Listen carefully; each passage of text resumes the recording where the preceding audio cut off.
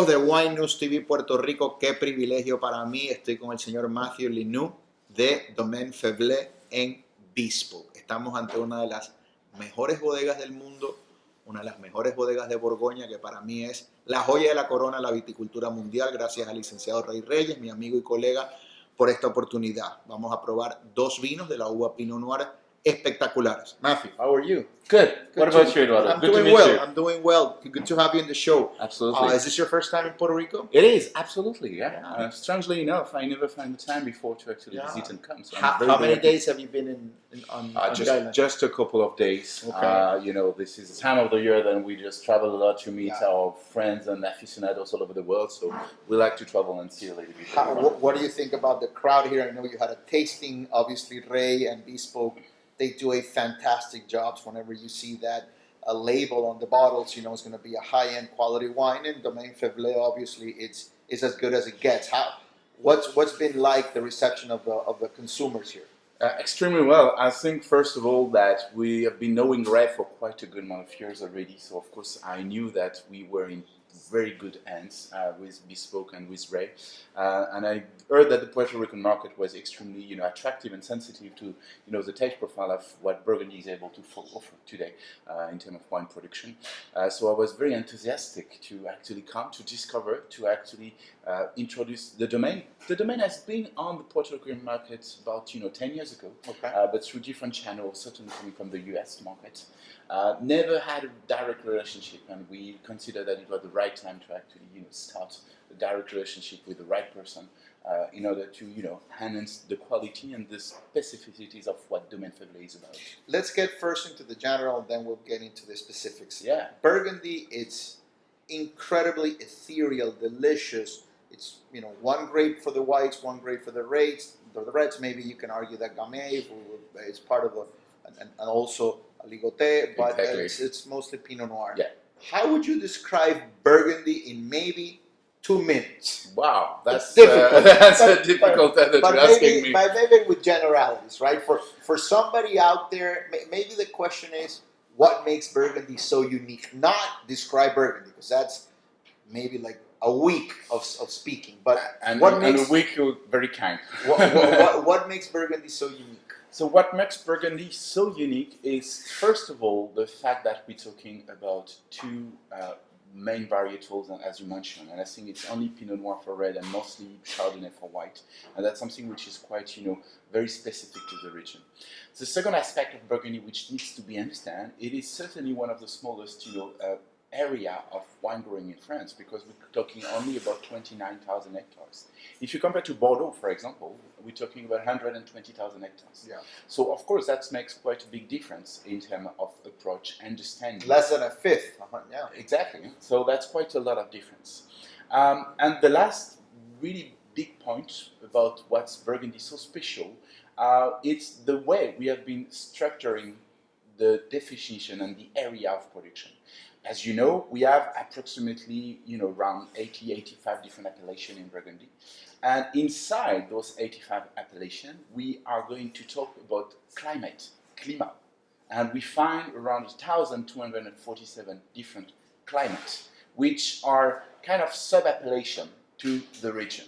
So this is also why it makes this particular region of Burgundy, of Bourgogne, very particular, very kind of complex on the first approach, because this sub-appellation, appellation, definition of very specific area, this terroir-oriented, philosophy is always a little bit more complex to understand. Because how can you just, describe and make people who don't know much about Burgundy the fact that with the same varietal, in a land which is very close to each other, you can find some vineyards which are, right aside to each other with the same varietal, and you're not going to produce the same one. Exactly.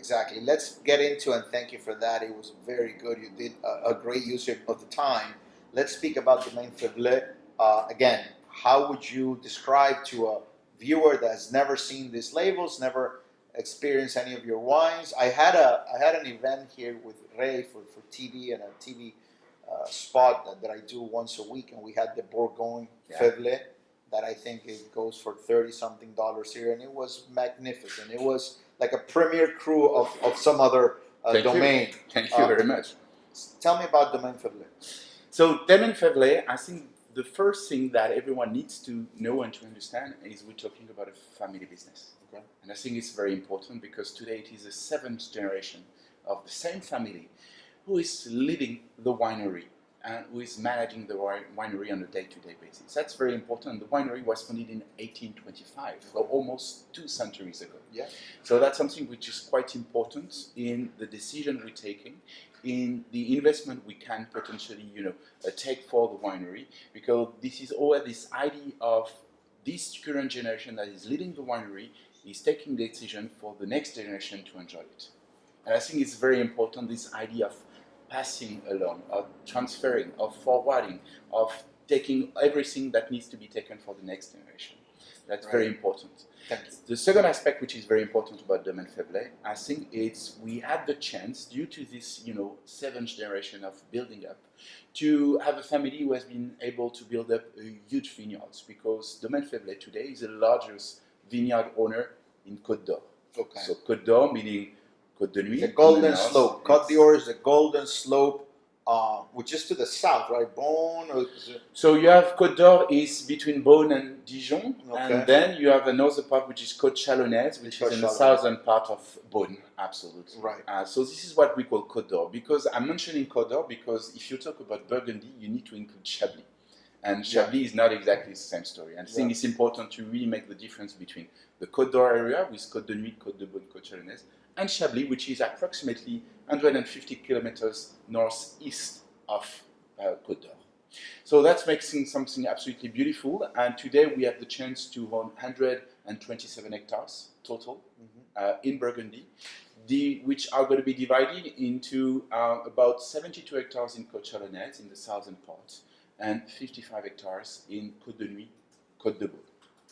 Inside those 127 hectares, what you're going to find? You're going to find different specificities to Burgundy, meaning we're going to have 6 different monopoles. Monopoles, and maybe you want to explain a little bit about that. Monopoles is when only one producer owns one climate. Yeah. And that's something which is also quite distinctive to Burgundy. Exactly. And to understand, when you see monopole label, it means that there is only one producer who is producing this climate in this particular which will have a specific reflection of terroir in the glass and the bottle. Exactly. The concept of monopole. I think it's exclusive to Burgundy, the monopole concept, right? That you you're going to find a little bit the same kind of philosophy in Champagne sometimes, because you have a couple of very, very small clos, and the clos, it's also an idea of being concept, exactly. And you have a lot of experience in Champagne. So I know that I'm a very fortunate, lucky guy, and it helps that I'm not only friends, but also a colleague of Ray. I know that these wines are flying off the shelves. Everybody in Puerto Rico and their mother and their grandmother wants a piece of these wines, and I'm fortunate to have a small portion to taste. Let's get into the Nuit Saint-Georges. Yes. Tell me about the first one we're tasting. So Nuit Saint-Georges, Les Lavières. First of all, what is very important to understand in the story of Domaine Faiveley, Nuit Saint-Georges is very important because the winery was founded in Nuit Saint-Georges in 1825. So for the family, it's kind of the earth, the soul. Okay. What really moves, emotionally speaking, the family in Nuit Saint-Georges. It's a fantastic little village which is situated in the northern part of Burgundy and which is offering very, let's say, unique and distinctive expression of Pinot Noir. Very different to the second one that we'll have, which is Pommard, and very different again to, for example, Gevrey-Chambertin, which is a big name in Burgundy that a lot of people know. Nuit Saint-Georges, for us, it represents approximately almost 10 hectares in ownership, which is quite important. And what we're tasting now is Nuit Saint-Georges Les Lavières, which is a lieu-dit, but not a premier cru, it's a village classification. And most of the time, what we want to do with that is to express the uniqueness of this particular terroir, this particular piece of land that is able to offer us this unique, complexity and, identity. I think Burgundy, and fine Burgundy like this, achieves this incredible rusticity blended with grace and purity without any excess. I mean, there's no note here, and it's Pinot Noir. Pinot Noir in other parts of the world, as you know, has different expressions, but here is something that's very hard to describe. It's like it's definitely earth. It's like beautiful earthy, and then you have mushroom. You have this sensation of minerality. Absolutely. A lovely sandwine, irony, coppery, a note, some herbs. Absolutely. It's incredible. Some seed, some mustard seed. There's a lot going on here, but nothing is invasive. Nothing here saturates the nostrils or the sense of smell. It smells heavenly. I don't know if I can transmit this to you, and at very low, moderate alcohol levels. Nowadays, the world, there's this kind of dialing back of the scales, but as you know, sometimes you see wines that are 14.8, 15% alcohol, Yeah. and you achieve this beautiful expression of the grape at moderate alcohols with very silky and rustic notes that are also elegant. Like Yeah. there can be elegance in rusticity. And you use the word elegance, which I think is the most important one for me when you talk about Burgundy. Burgundy is all about, elegance. It must be balanced. There must be a nice and fantastic equilibrium to be reached by growing this particular varietal in this particular piece of land in France, in Bourgogne. And I think Nuit Saint-Georges is also a great expression of elegance as well. It's always very refined. It's also always kind of classical in a sense. And that's something which is very important to understand. You have some villages which clearly are not as classical. They're going to be a little bit more food forward, a little bit more powerful. And Nuit Saint-Georges always remains a little bit more fine elegance with a subtle, fruit expression to the wines, which makes it so enjoyable, so beautiful. There's this lovely austerity, this Absolutely. power, but it's when you have a great speaker that does not scream, but rather reasons what he or she is saying without being loud or without being insulting. I'm thinking Barack Obama when he started out, who had this powerful voice, very, very well laid out his arguments. Like Burgundy to me speaks in a soft voice, but man, does it have a message. Yeah, absolutely. It's Always. incredible. This wine is, it's a little salty. I mean, it has salinity, has this lovely acidity. It's got an incredible acidity to pair with food. What do you pair this with? I mean, when you pair this sort of wine with a dish, the dish will be the second act. I mean, how do you top this? It's always a tricky question, to be honest, to pair, and to find the right pairing. And I'm sure you know that most of the sommeliers that are in this industry, it's their constant research is to find the right pairing with the cuisine of the chef that they're working with. So what's very important to remember, it is clear that the wine that we are making, they are not, let's say, too much into the huge expression of, for example, beef and T-bone steak and all that, because it might be a little bit too light in terms of, balancing both expression.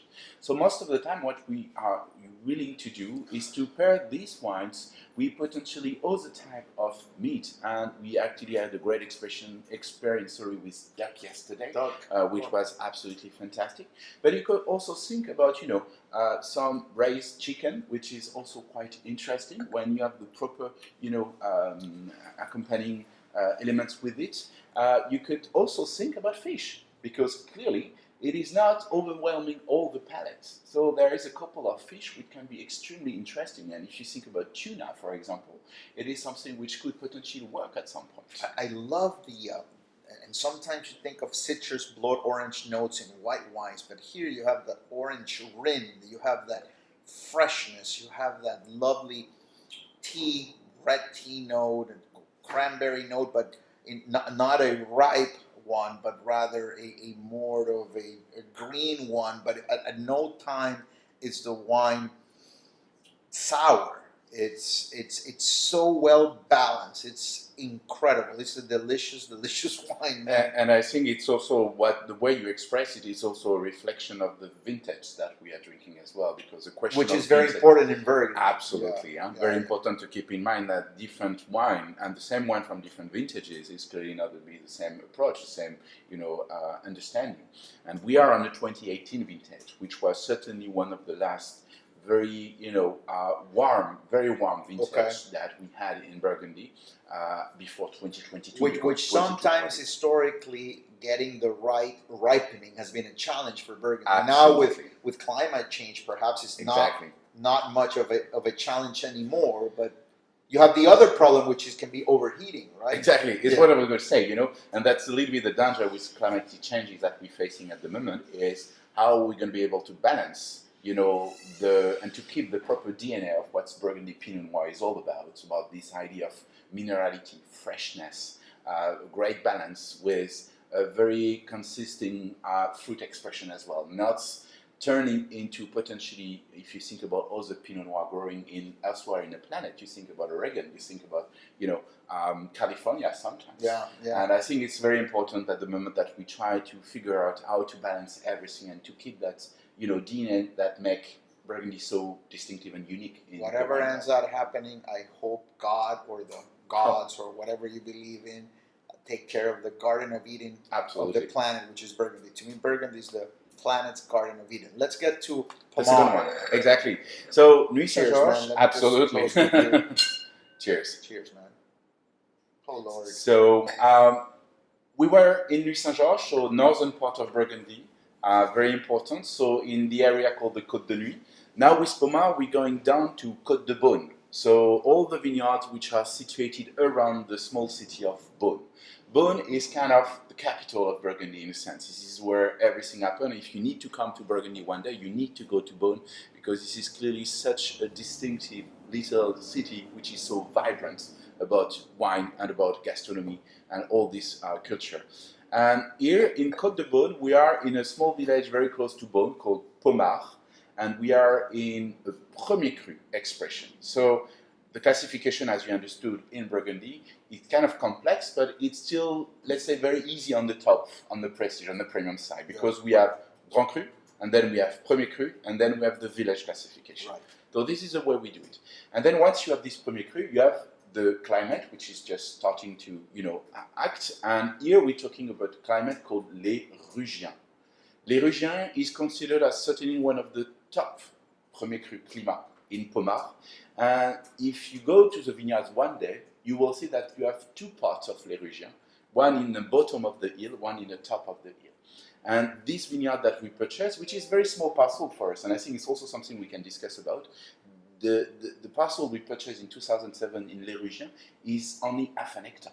Okay. Wow. So we're talking about half an hectare vineyard. It's a mosaic. I mean, it has different pieces of a great totality, but each of the pieces brings something to a specific bottle. I mean, you speak about Burgundy, and you know that a row of vines can change from one row to the next. And sometimes a bunch of grapes can change from the bunch that's next door. It's incredible. Absolutely.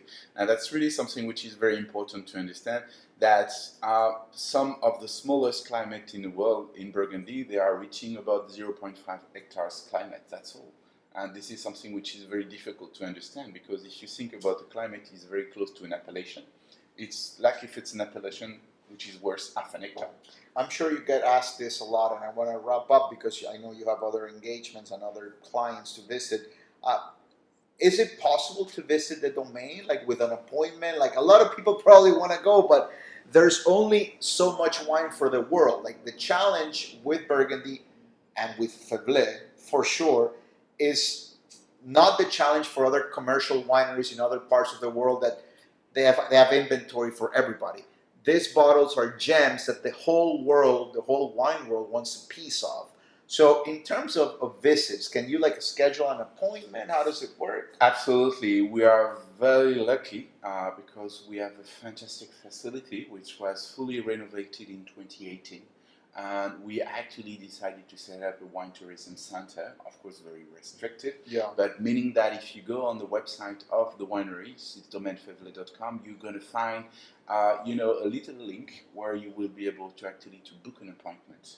So there is approximately 2 visits per day because we don't want Yeah. to Is be it too open for crowded. bloggers and wine communicators? If I Of course. send you an email.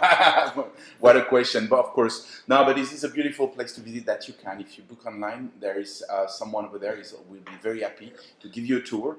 It's a 2-hour tour and you discover some fantastic 19th century cellar that we are still using today. And it's quite a stunning place, which really helps to better understand, because as I'm always trying to express to the clients I'm visiting all over the world, and we are present in over 110 different countries all over the world, I think what's very important to understand is I could talk hours about Domaine Faiveley, about the wines, and we could communicate and exchange and have a fantastic time together.